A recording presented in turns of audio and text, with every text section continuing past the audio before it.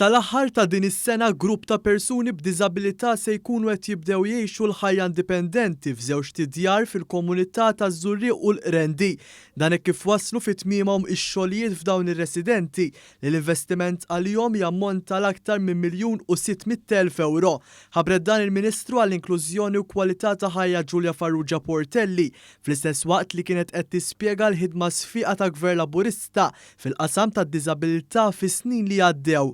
Importanti li nkomplu ninvestu f'sisim b'saħħithom illi mhux kull tifel u tifla jista' jkollu l-kunċett li jibqa' jgħix fil-familja tiegħu għal daqstant il-Gvern ħaħsib li tul is-snin jinvesti fid-djar li jkunu fil-komunità.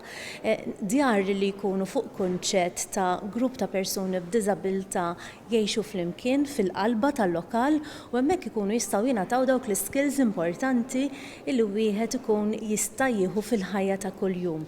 Fid-djar qed isir investiment biex dawn ikollhom l-aqwa u l-aħħar teknoloġija, jiġifieri jinkorporaw strutturi u sistemi teknoloġiċi li jiffaċilitaw l-aċċessibilità għal persuni b'diżabilità.